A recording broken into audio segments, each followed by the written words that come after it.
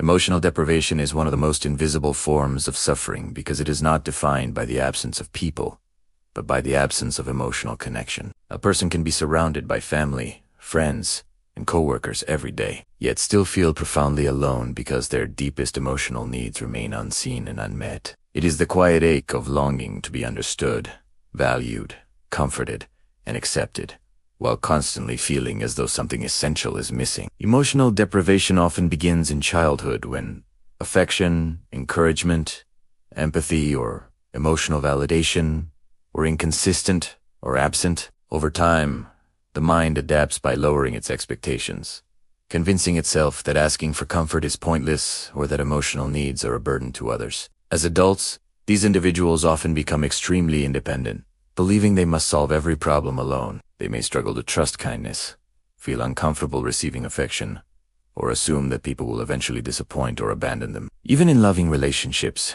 they can feel emotionally empty because the wound is deeper than the relationship itself. They may constantly seek reassurance without ever truly believing it, or they may stop expressing their needs altogether, silently hoping someone will notice their pain without being told. Small disappointments can feel overwhelming because they awaken years of unmet emotional longing. The greatest tragedy of emotional deprivation is that it slowly convinces a person that they are asking for too much when all they have ever wanted is the basic human experience of being emotionally seen and understood. They learn to survive without emotional nourishment, mistaking emotional endurance for emotional health. Recognizing these signs is not about blaming the past or believing that your future is permanently shaped by what you did not receive. It is about understanding why certain patterns continue repeating in your life and giving yourself permission to seek healthier connections. Healing begins when you realize that your emotional needs are not weaknesses.